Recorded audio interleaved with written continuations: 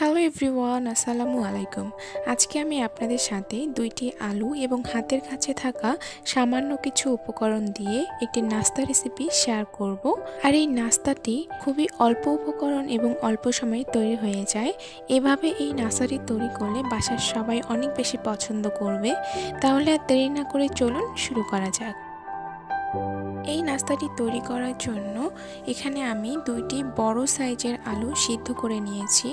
এখন এরকম একটা গ্রেটারের সাহায্যে আলুগুলোকে খুব ভালো করে গ্রেট করে নিতে হবে।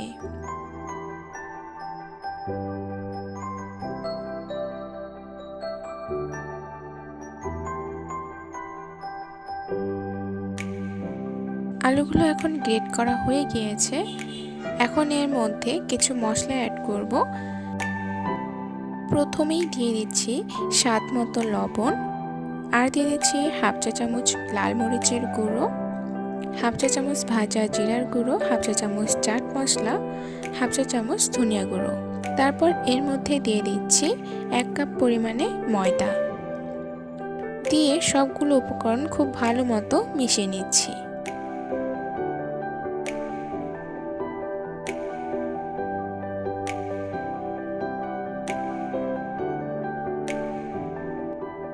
সবগুলো উপাদান খুব ভালো মতো মিশিয়ে নেওয়ার পর এরকম একটা ডো তৈরি হবে। এখন এটাকে এক সাইডে রেখে দিচ্ছি।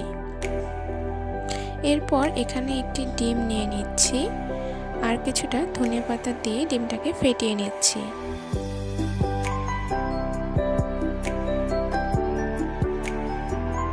নাস্তাগুলো তৈরি করার আগে আমি হাতে অল্প পরিমাণে তেল লাগিয়ে নিলাম, তাতে নাস্তাগুলো তৈরি করতে অনেক বেশি সুবিধা হবে।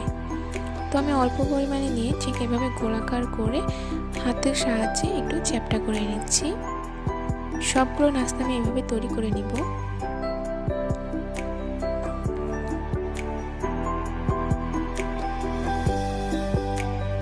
সবগুলো নাস্তা আমি এভাবে তৈরি করে নিয়েছি। এখন একটি করে নাস্তা নিয়ে ডিমের মধ্যে চুবিয়ে বিস্কুটের গুঁড়ার মধ্যে দিয়ে খুব ভালো মতো গড়িয়ে নিতে হবে।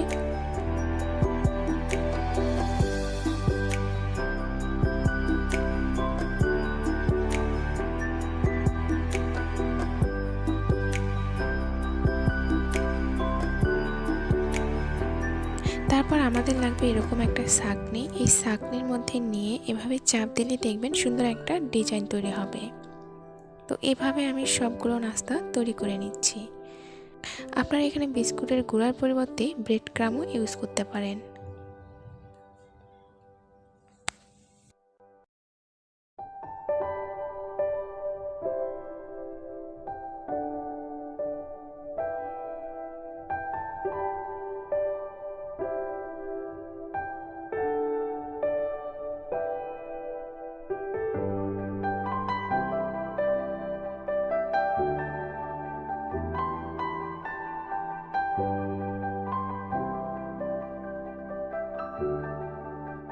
সবগুলো নাস্তা আমি এভাবে তৈরি করে নিয়েছি। এখন এগুলোকে ভেজে নিতে হবে।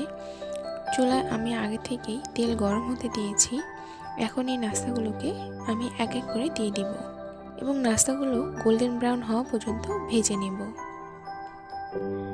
এক সাইড খুব ভালো মতো হয়ে গেলে অপর সাইডটা উল্টে দিব এবং আরও কিছুক্ষণ ভেজে নিব।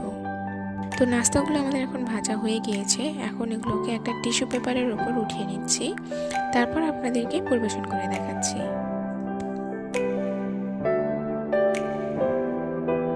দেখলেন তো কত সহজেই নাস্তাগুলো তৈরি হয়ে গেল। আর এই নাস্তাগুলো দেখতে অনেক বেশি সুন্দর হয়েছে। শুধু সুন্দর না, খেতেও অনেক বেশি টেস্টি হয়েছে। আমি আপনাদের একটা ভেঙে দেখাচ্ছি। দেখুন এর ভেতরে কত সুন্দর হয়েছে। আশা করি আজকের রেসিপি আপনাদের অনেক ভালো লেগেছে। যদি ভালো লেগে থাকে তাহলে চ্যানেলটি সাবস্ক্রাইব করবেন এবং পাশে বেল বাটনটি অন করে রাখবেন আমার পরবর্তী নতুন কোনো ভিডিও নোটিফিকেশন সবার আগে পাওয়ার জন্য। তাহলে আজ এখানে বিদায় নিচ্ছি। আপনারা সবাই খুব ভালো থাকবেন, সুস্থ থাকবেন। আল্লাহ হাফেজ।